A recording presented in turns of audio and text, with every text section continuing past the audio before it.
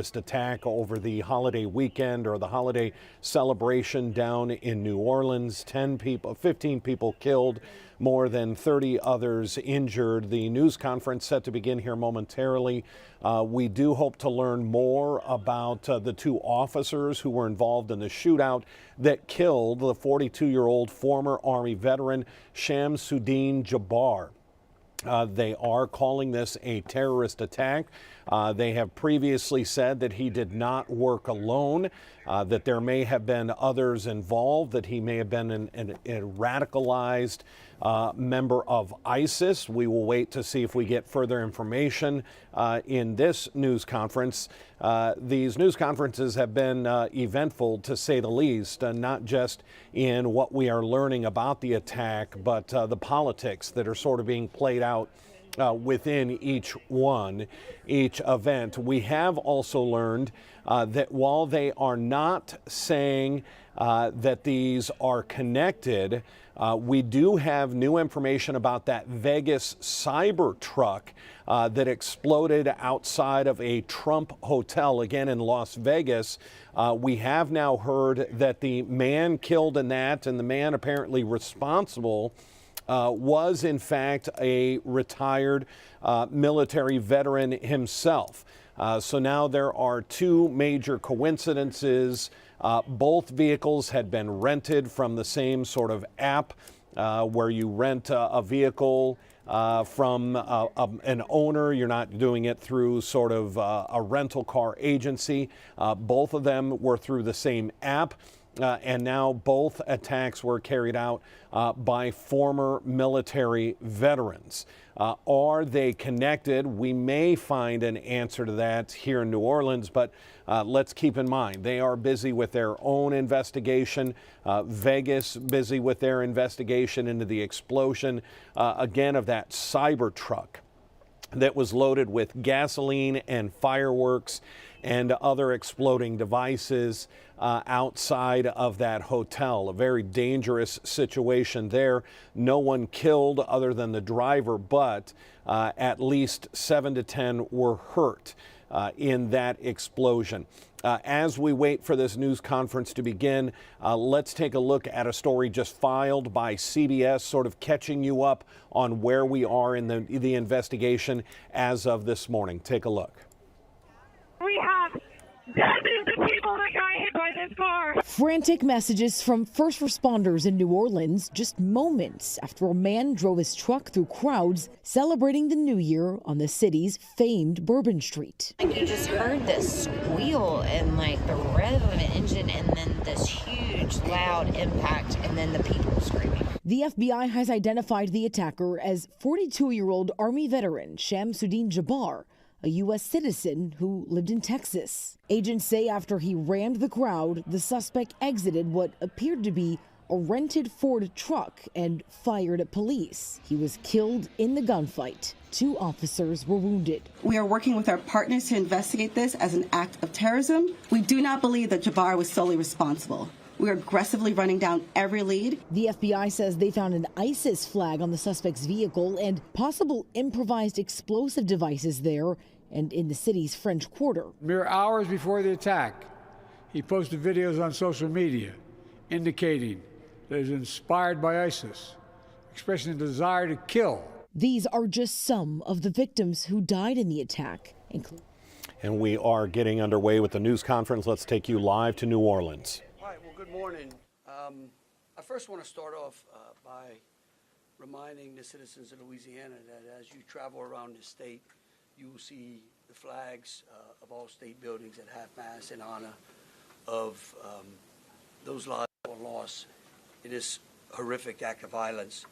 I also think that it's important to remember that what happened yesterday was akin to those who are old enough to remember jigsaw puzzles, and that you would take a 1,000-piece jigsaw puzzle and you empty the box, and you've got to start sifting through those pieces, and you want to start, if you're real good, you start at the corners, right?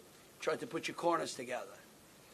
And from yesterday Over 1,000 law enforcement agents and officers, men and women, have been poring over countless amounts of data, of videos, of surveillances, interviews, tracking down every possible lead that came to us, whether it was the New Orleans Police Department, the Louisiana State Police, the FBI, or our other federal agencies. Also, yesterday, I issued an emergency declaration. That declaration was meant to streamline resources and communications between state, local, and federal partners. And we're seeing the results of it. I also would like to remind everyone that what's going on in this city and this state is twofold. We've got an active criminal investigation going on, while we're also continuing to secure the city in preparation for 3 o'clock kickoff time for the Sugar Bowl. With that, I would also remind those who are in the city that as far as state resources are concerned, we have the Louisiana State Police, the Louisiana National Guard, which was part of that emergency declaration, which allowed us to put an entire MP company on the ground. Those become force multipliers, is what we call that in law enforcement and the military. That helps to add to the resources that we have. Wildlife and Fisheries, the Department of Corrections, DSF, DHS, our Veterans Affairs, our Probation and Parole, all state agencies. Any state agency who has post-certified officers are here in this city to help secure the city. And so with that, I would like to turn it over to Christopher Rea, who is the Deputy Assistant Director of the FBI's Counter Terrorism Division. Chris? Thank you, Governor Landry.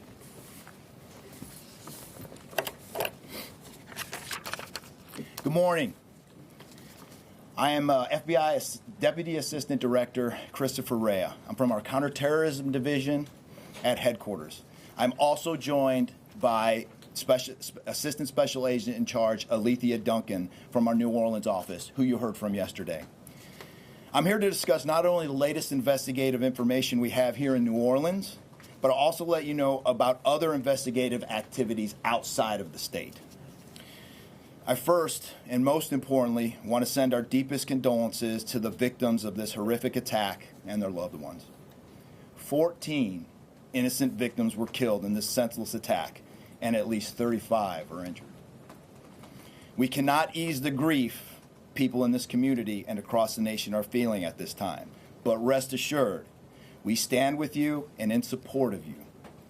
All the resources, and I'm going to go into that a little bit later, all the resources of the FBI are being focused on tracking down every piece of evidence, every lead, every interview, every potential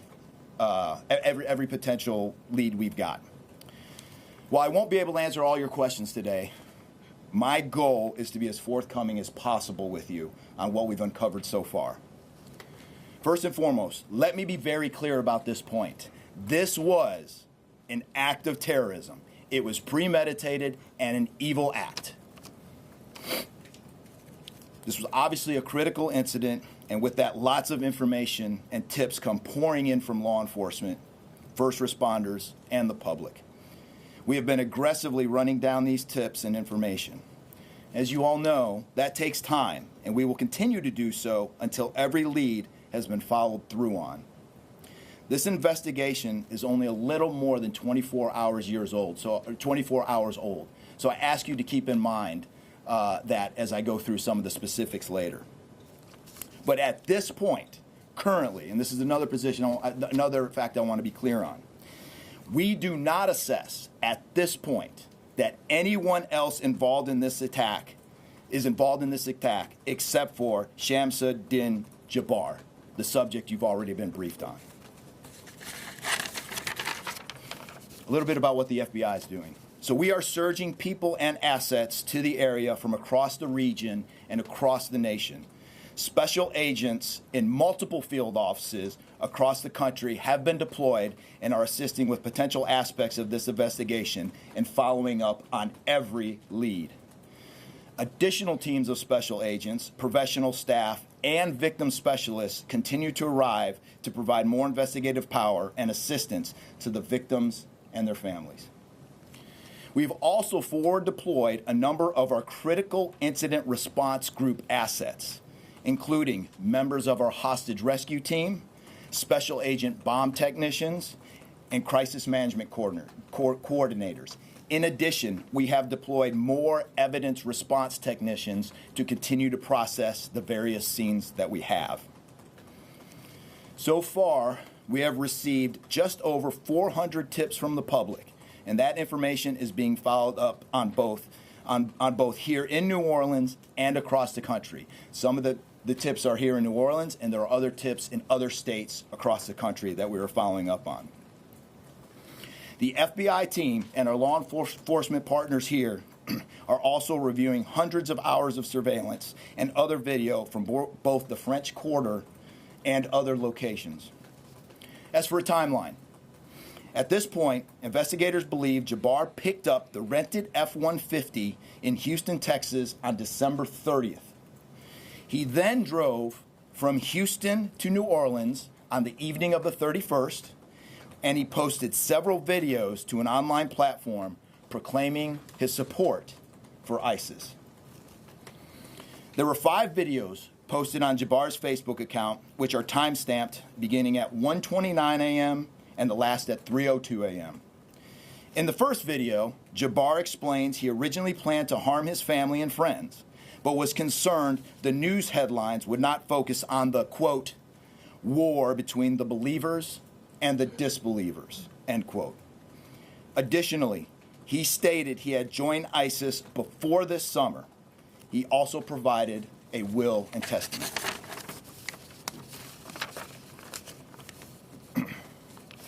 FBI and ATF. FBI, we have a couple different scenes at the location. We have released the scene at Bourbon Street. That scene has been released. We also have a scene off of Mandeville address where we're currently searching that scene right now. FBI and ATF agents have secured that house, and that location is being searched for potential evidence. On New Year's morning, Jabbar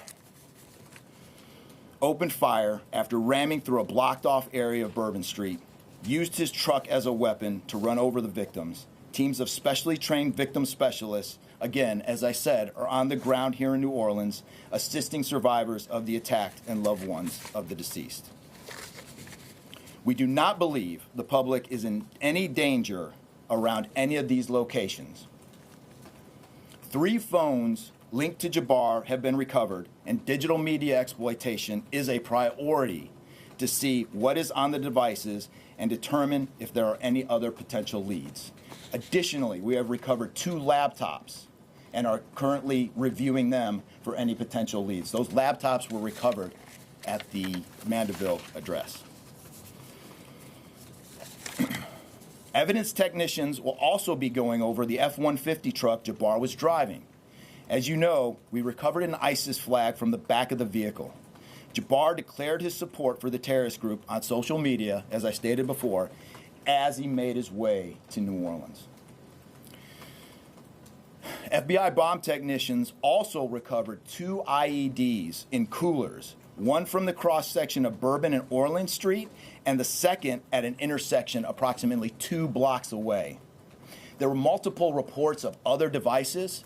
Those reports turned out to be misinformation or not actual functioning devices. Those are the only 2 devices that we've been able to recover that were functional. Both devices were rendered safe on scene. We did obtain surveillance footage showing Jabbar placing the devices where they were found. 2 other, as I said before, 2 other items of interest were determined not to be IEDs. A little bit about Jabbar. Jabbar himself was born in the United States and is a U.S. military veteran. We are looking in everything in his life. While we have interviewed many people who know Jabbar, we still need to talk to others. Whether you know Jabbar personally, worked with him, served in the military, or saw him in New Orleans or Texas, we need to talk to you. You may not think you have relevant information, but what you know could tie in to one of our investigative leads. Specifically, we want to talk to anyone who was in the French Quarter on New Year's Eve or early on New Year's Day. That includes people spotted near one of the two IEDs on Bourbon Street. The IED was inside a cooler, and many people stopped and looked at the cooler and then continued on their way. Let's be clear, again, we do not believe at this point these people are involved in this incident in any way. We want to speak to them as witnesses and want to know what they saw and when. I went down to the crime scene last night. It is very hard to put into words what it looked like and how difficult it was to see. Anyone with information can call us at 1-800-CALL-FBI or send digital tips to fbi.gov/Bourbon Street attack. Early this morning, evidence response teams finished their work at the crime scene. Bourbon Street has been turned over to the city of New Orleans. As you know, there's also an FBI investigation in Las Vegas.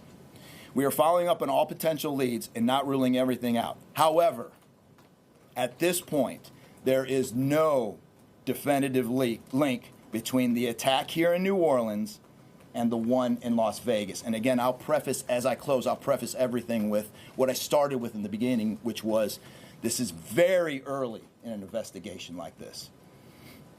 Again, our thoughts and prayers are with the victims of this tragedy and everyone impacted across the country. They remain at the heart of our investigation. I also, although I've only been on the ground here a short time, I also want to express a sincere appreciation for our partners here, which include the U.S. Attorney's Office, HSI, ATF, the New Orleans PD, the Louisiana State Police, the Governor's Office, and countless others. At this point, I'm going to turn it over to the Special Agent in charge of ATF here, Josh Jackson.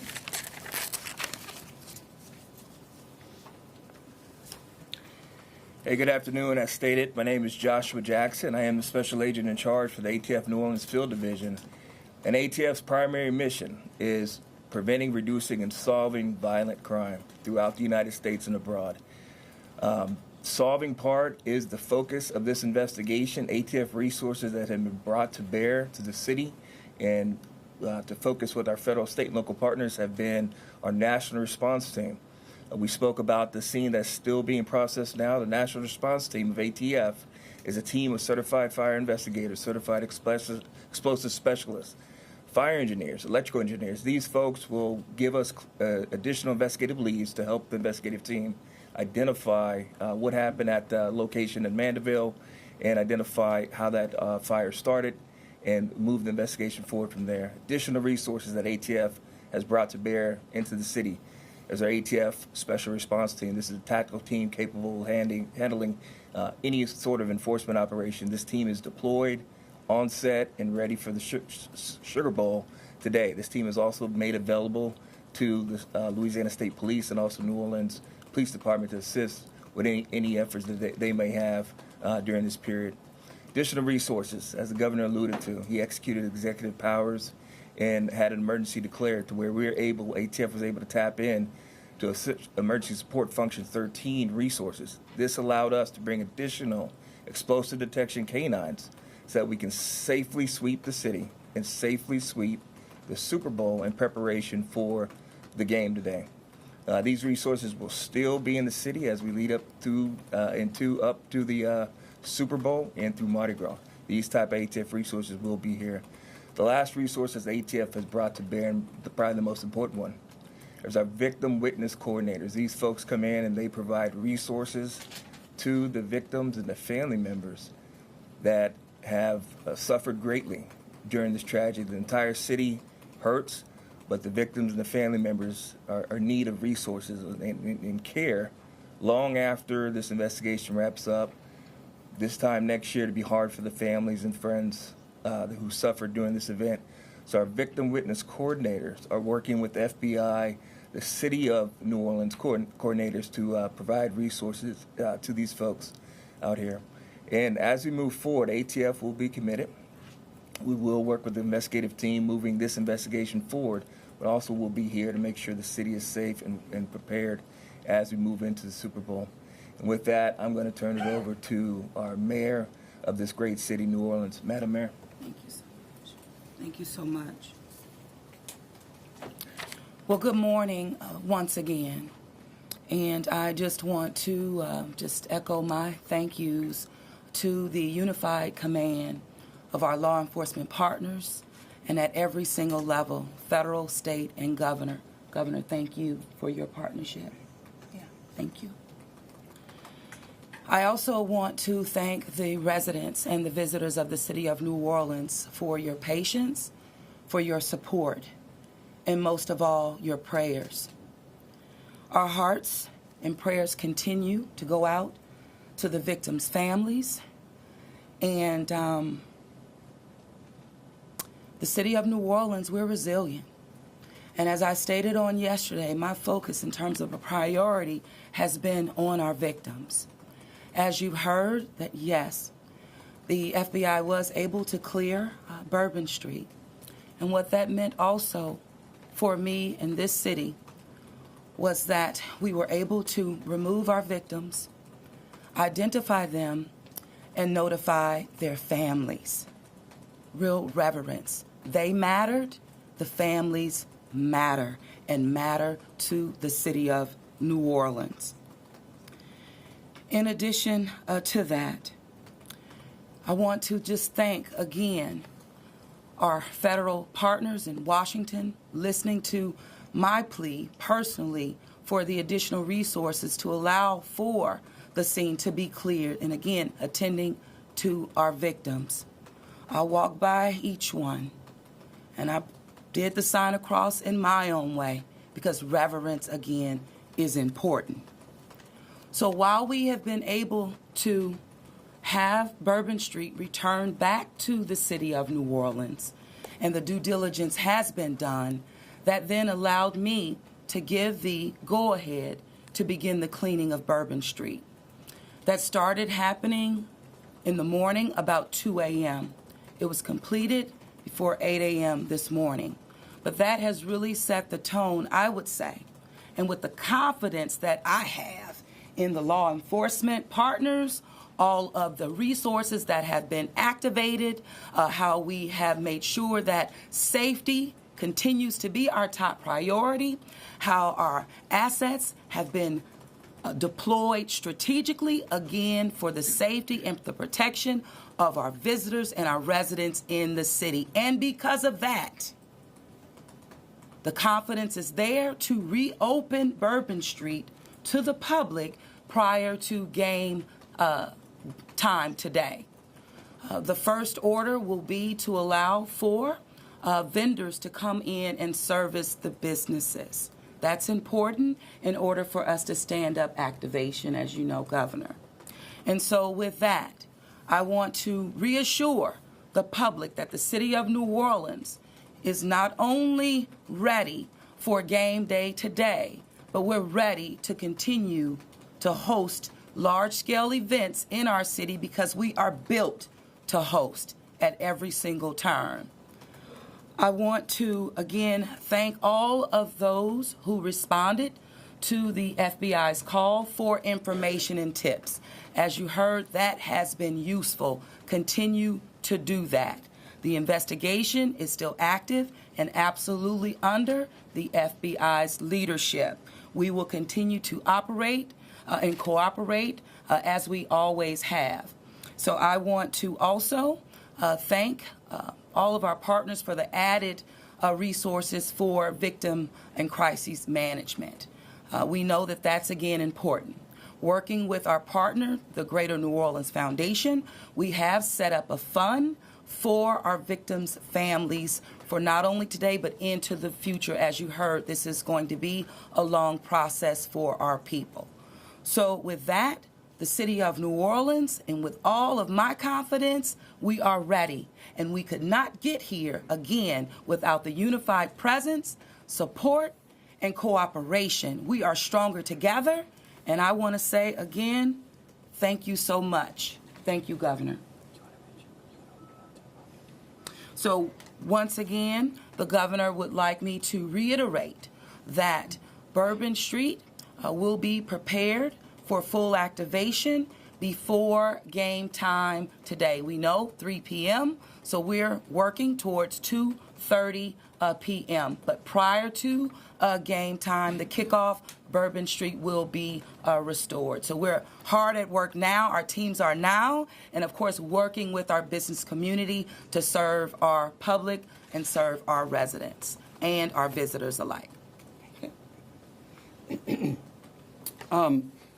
In closing, I want to rest people assured that right now in the city of New Orleans, there is an unprecedented amount of law enforcement resources that are being utilized to close out and to hunt down and to finalize this investigation. I want to thank the FBI and all of our federal partners for the amount of resources they have poured into the city. This type of event can happen in any city. And that's the tragedy of it. And I think it's important for people to understand that to protect our citizens in America from evil, you have to crush it. You can't go out there and placate it. You can't go out there and say, oh, I'm going to put this in place and that in place and hope that evil doesn't show up on your doorstep, because it will. You have to crush it. And that's what we're going to do here. We're going to put it all behind us. We're going to continue to keep the victims, those that are in the hospital, either fighting for their lives or trying to recover, in our thoughts and in our prayers. But you know, this morning, and I don't want to single out just one news source, but I just happened to turn on Fox and Friends, and there was a young man who was interviewed who was actually on Bourbon Street during this horrific act of terrorism. And they closed out by asking him, what now?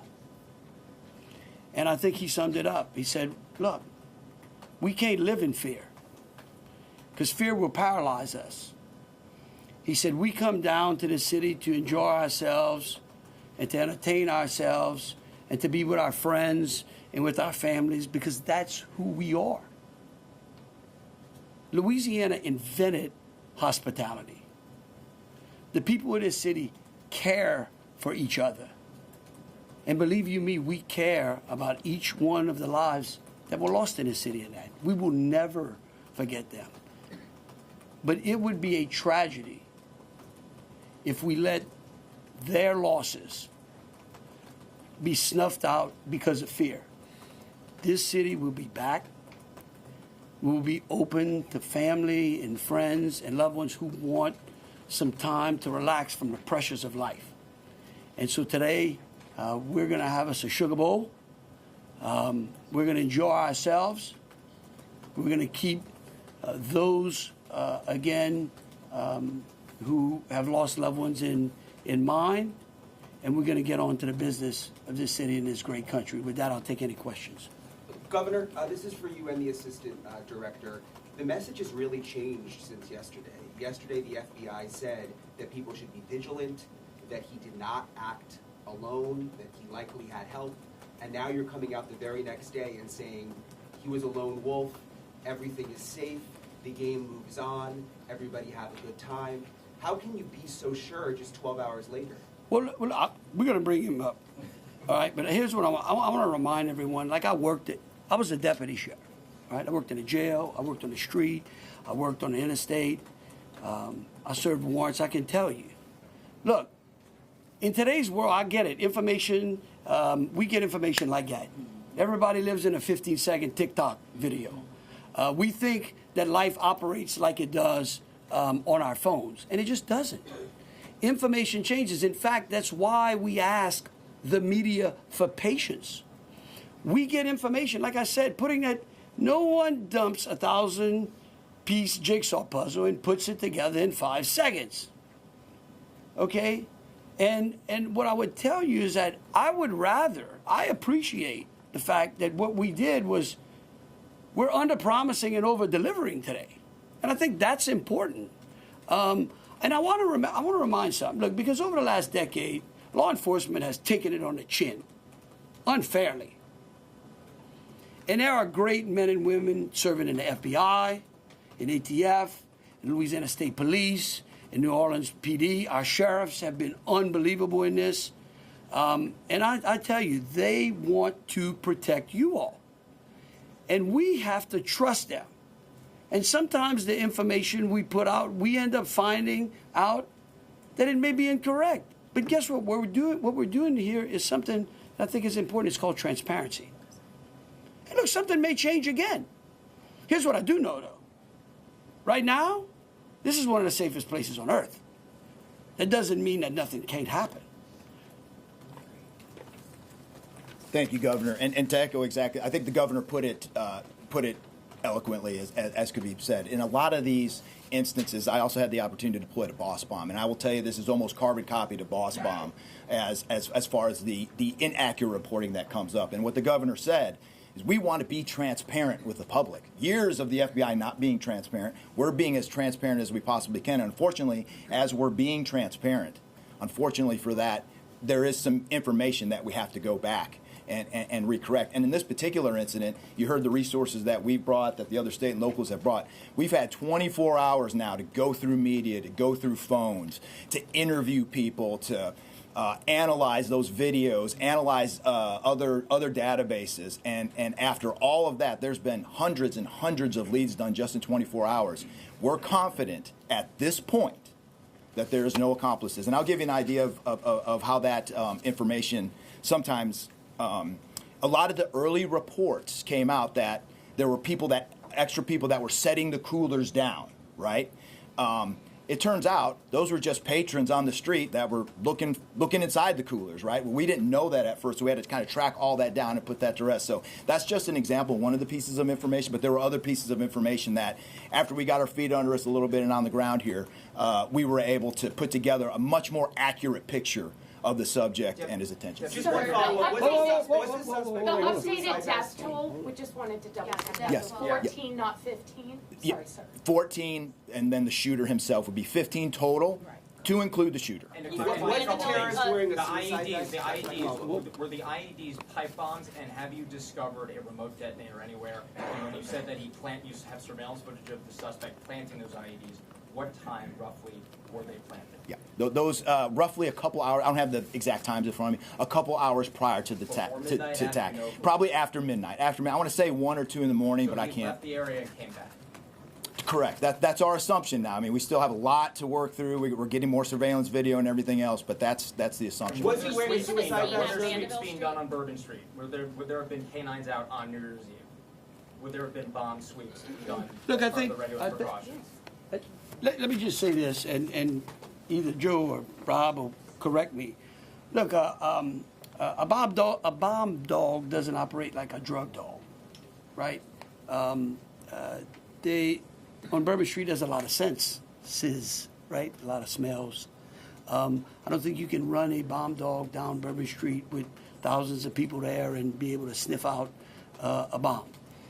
What we've been doing, what they have been doing, is certainly a complete sweep of the quarter because of the limited amount of traffic that's been out there.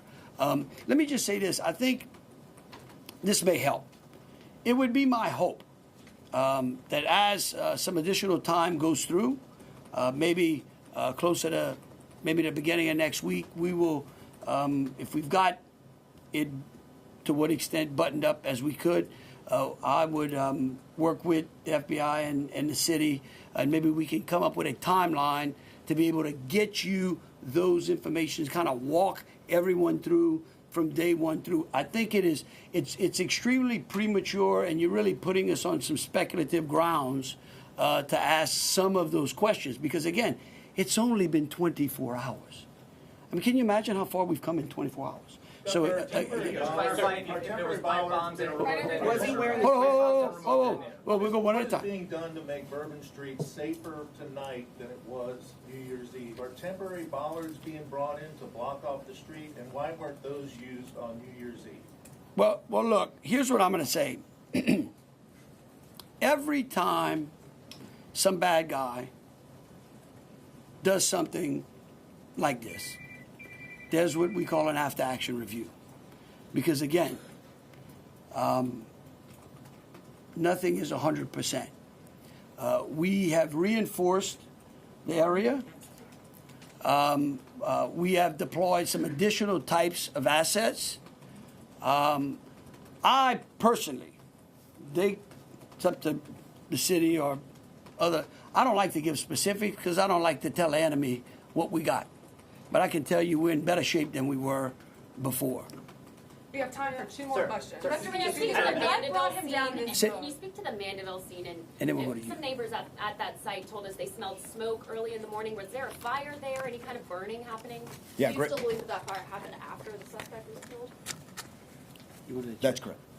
Yeah, I'll move to 18. I do want to address the suicide vest question. I want to kill that one right away. Okay. There was no evidence that the subject was wearing a suicide vest at all. So I will turn the Mandeville stuff over to ATF. Yeah, as to the fire at the Mandeville scene, so our working theory now is that the fire started after Jabbar was already deceased. There's a lot of different ways that could happen. You could have different time devices. You could have a long cord that extended that time. You could also have pressure cookers that were put on top of the stove filled with gasoline, and then it went off. There's a lot of different ways to do it, but that is why our ATF National Response Team is here to answer those questions and get that investigative lead back to our team. So more to come on that. We're still processing that scene. We're out there right now. Are you able to assess what type of how he became radicalized over all of this time? What brought him to Bourbon Street? Do we understand? Was there any international travel involved? What led him down this path to this sort of radicalization? Sure, a lot of questions we're still asking ourselves. We know that he specifically picked out Bourbon Street. Not quite sure why. I mean, I think one can assume that it was lots of people New Year's Eve, with a target for an attack.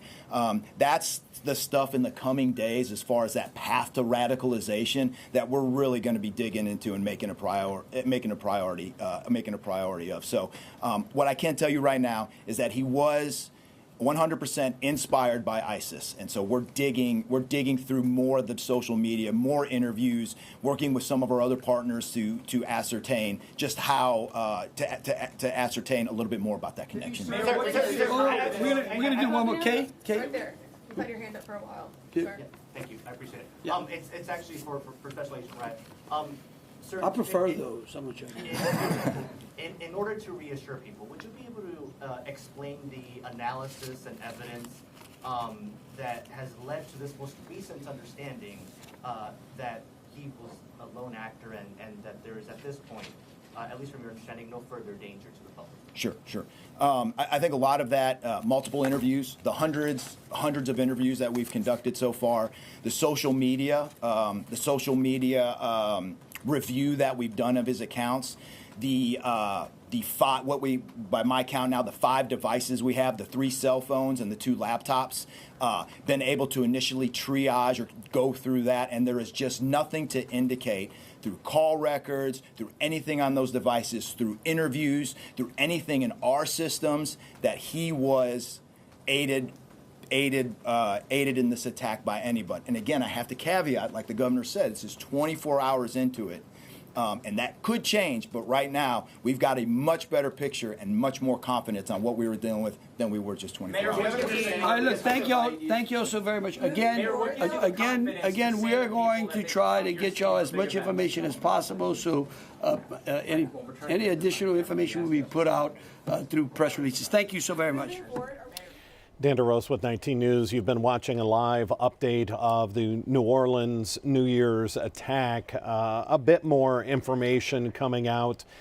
We have learned that the explosion of the cyber truck in front of the Trump Hotel in Vegas is not connected, according to what we learned from the FBI and the Vegas authorities and the ATF.